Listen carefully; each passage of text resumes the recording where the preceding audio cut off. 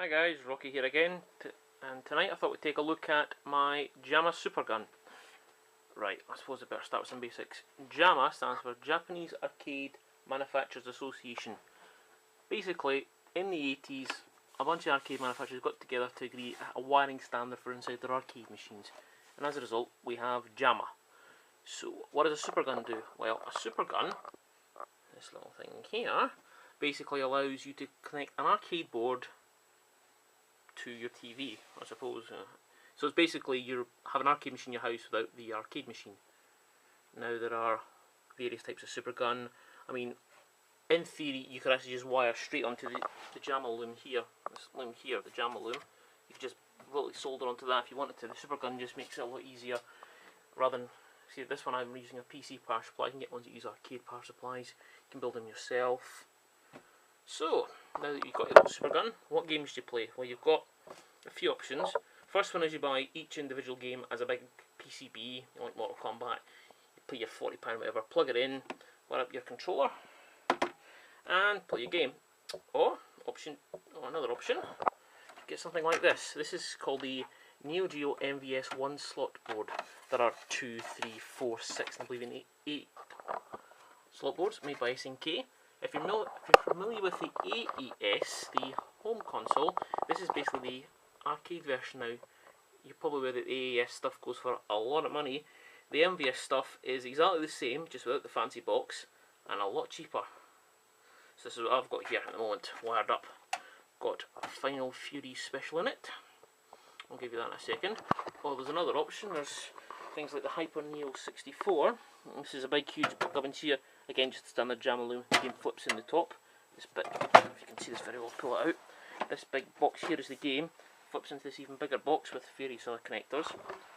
This was not, it looks expensive, but it's not. I got this new off eBay, and when I mean new, I mean in the packaging, unsealed, sealed the lot, with all the arcade marquee, everything like that, delivered to my house for about 26 quid. This is Hyper Neo 64 Wild Ambition. It's another fighting game. It's pretty good. I'm rubbish at it, because I'm rubbish at fighting games. Let's take a quick look at one of the games, shall we? Right. So we'll turn on the super gun. You can see it. LED powers up here. Probably hear the arcade machine power up. And we get, just like we would in the arcade. Now obviously with the controllers there's various options. I mean, the ideal solution is you get a box, buy arcade parts and build your own controller. Or you can, I've seen Saturn pads, Mega Drive pads. That's what I'd start with, a rewired my own Mega Drive pad, but then I used this, a Dreamcast arcade stick. I basically rewired it myself.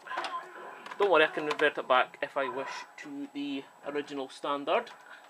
Turn the volume down there. But it works good, it's got a good solid metal base on the bottom of it. You can see there, nice metal base. Micro switch inside, so easy to rewire. So I'll give myself some credits.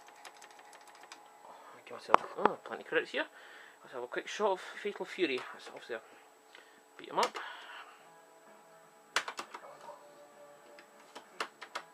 Which I'm rubbish at, but never mind. Fight.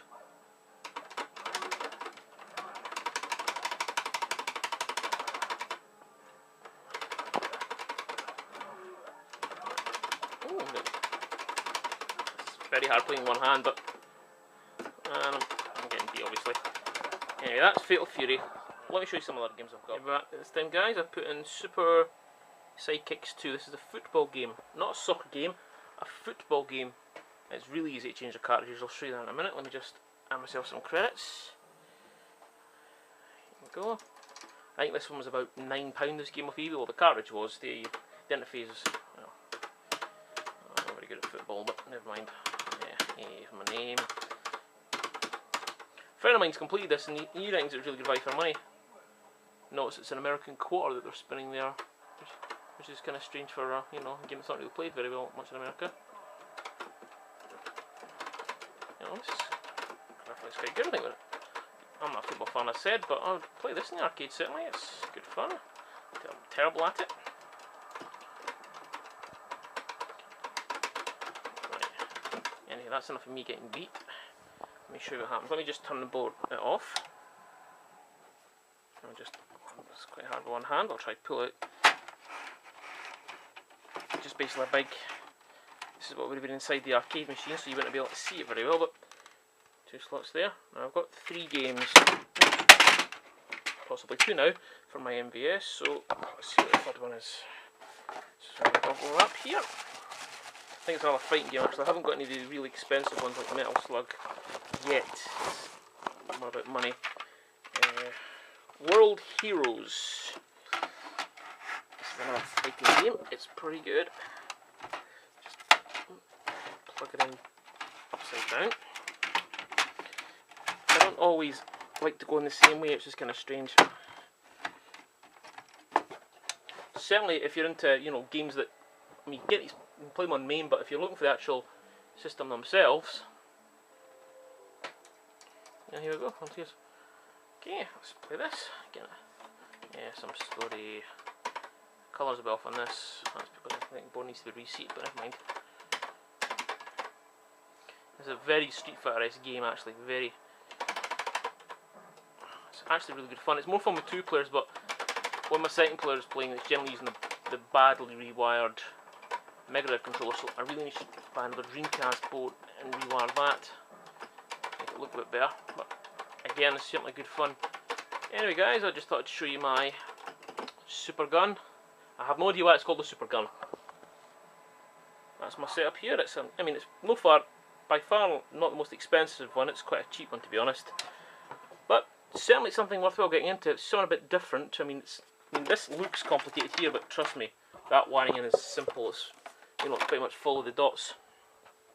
Anyway, thanks for watching. Catch you next time. That's all, folks.